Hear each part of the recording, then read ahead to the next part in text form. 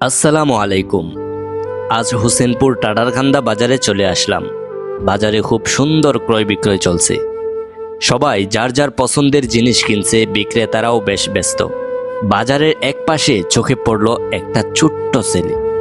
ছেলেটা চুপচাপ বসে আছে, সামনে মাত্র 3টা জাম্বুরা। আশেপাশে অনেক বিক্রেতার কাছ থেকে মানুষজন কিনছে, কিন্তু এই ছেলেটার কাছ থেকে কেউ কিছু কিনছে না।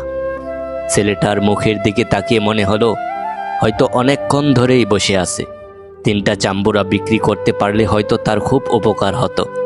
তখন আমি ভাবলাম অন্য কেউ না কিনলেও আমি কিনে নেই। ছেলেটার কাছে দাম জিজ্ঞেস করলাম। কত রে? 20 রে, কম নাই? সে যে দাম চাইলো, কোনো দরদাম না করে প্রতিটা জাম্বুরা 20 টাকা করে, 3টা জাম্বুরার জন্য মোট 60 টাকা দিয়ে কিনে নিলাম। টাকা হাতে পাওয়ার পর ছেলেটার মুখে যে হাসিটা দেখলাম, সত্যি বলতে ওই হাসিটাই আমার কাছে সবচেয়ে দামি মনে হলো। কারণ সে হয়তো ভাবেনি একসাথে তার 3টা জাম্বুরাই বিক্রি হয়ে যাবে। ছেলেটা খুশি হয়ে চলে গেল। এবার আমি বসে গেলাম জাম্বুরা নিয়ে। ভাবলাম একটু পরে হয়তো কেউ এসে কিনে নেবে, কিন্তু দেখতে দেখতে 10 মিনিট, 20 মিনিট, তারপর আধা ঘন্টা, এভাবে প্রায় 1 ঘন্টা বসে রইলাম। অথচ আমার কাছ থেকে জাম্বুরা কেনার জন্য তেমন কেউ আসছে না।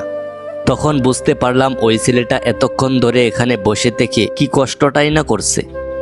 এক সময় একজন মানুষ এসে একটা জাম্বুরার দাম জিজ্ঞেস করলো। সে 15 টাকা দিতে চাইলো।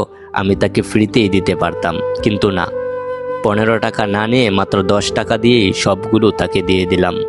হিসাব করলে আমার লাভ তো দূরের কথা, বরং লোকসানই হলো। কিন্তু সত্যি বলতে ওই ছেলেটার মুখের হাসিটা মনে পড়ার পর আর লোকসান মনে হলো না। কারণ সব কিছুতে লাভ খুঁজতে নেই। কখনো কখনো কারো মুখে একটু হাসি ফোটাতে পারাটাই সবচেয়ে বড় পাওয়া। যাই হোক, বিক্রি করা 10 টাকা বাজারের খাজনা দেওয়ার জন্য নিয়ে গেলাম। খাজনা নিবে তো দূরের কথা, উল্টো আমাকে চা খাওয়িয়ে দিল। আজ আমি 3টা জাম্বুরা কিনছিলাম একজন ছোট্ট ছেলেকে একটু সাহায্য করার জন্য, আর বিনিময়ে পেয়েছি একটা শিক্ষা। কারো প্রয়োজনের সময় পাশে দাঁড়ালে সেই ভালো লাগার দাম টাকা দিয়ে হিসাব করা যায় না।